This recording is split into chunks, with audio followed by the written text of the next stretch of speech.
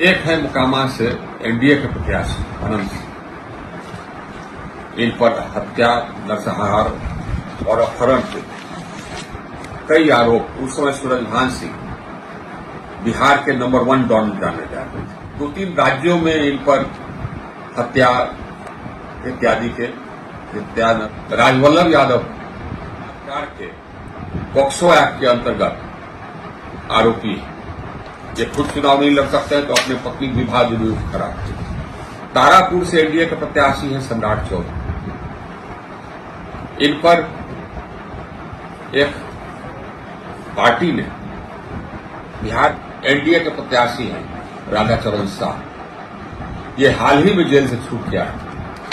ED के red के बाद ये जेल में 10 महीने तक अरुण यादव भी आरोप में फरार रहे। उन्हीं का और खुद नहीं लड़ सकते थे तो अपने बेटे को चुनाव लड़ा।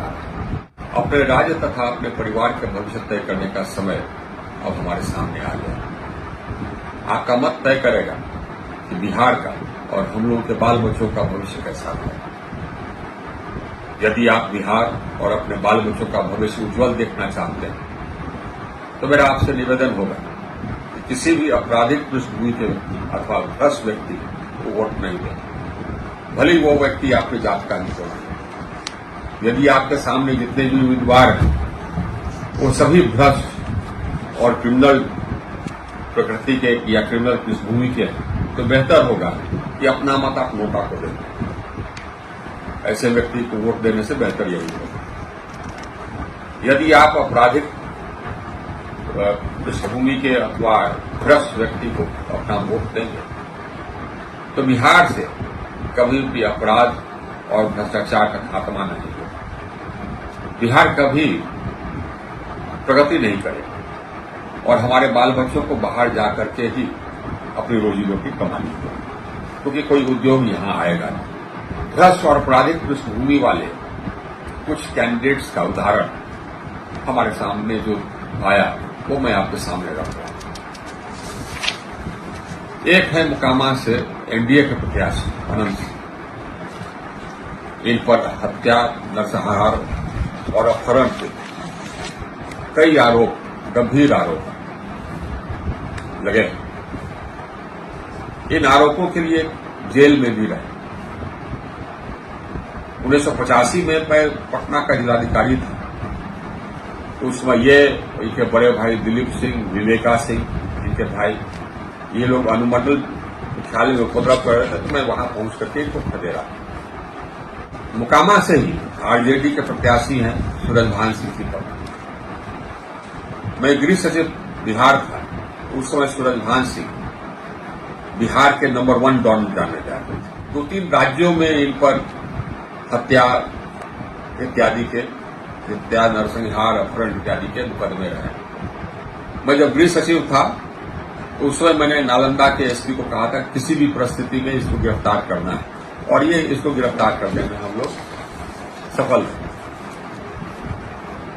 ये स्वतः चुनाव नहीं लड़ सकते हैं मुकदमों के कारण, आपराधिक मुकदमों के कारण, तो अपनी पत्नी को गिरफ्तार किया। नवादा से एनडीए के प्रत्याशी, आपको आश्चर्य होगा, राजवल्लभ यादव की पत्नी। राजवल्लभ यादव सरकार के पॉक्सो एक्ट के अंतर्गत आरोपी है। ये खुद चुनाव नहीं लड़ सकते हैं तो अपने पत्नी विवाह जरूर करा। विडंबना तो यह है कि गया में प्रधानमंत्री के सभा के दौरान कुछ व्यक्ति, पार्टी के कुछ व्यक्ति, इनके पत्नी को मंच पर ले जाकर के उनका माल्यार्पण प्रधानमंत्री से कराया। ये शर्म की बात थी। रघुनाथपुर से आरजेडी के प्रत्याशी हैं शहाबुद्दीन के बेटे ओसामा। शहाबुद्दीन एक दुर्दांत अपराधी थे, वो पूरा बिहार जानता था। इन पर हत्या के कई आरोप, उन्हीं के सुपुत्र हैं ओसामा। तारापुर से एनडीए के प्रत्याशी हैं सम्राट चौधरी। इन पर एक पार्टी ने, बिहार की एक पॉलिटिकल पार्टी ने हत्या का आरोप और उम्र के सर्टिफिकेट में जालसाजी कर बेल पर आने का आरोप खुला लगाया और ये आज तक उसका जवाब नहीं दे सके। ऐसे हैं एनडीए के प्रत्याशी तारापुर से सम्राट चौधरी। जगदीशपुर आरा से एनडीए के प्रत्याशी हैं भगवान सिंह कुशवाहा।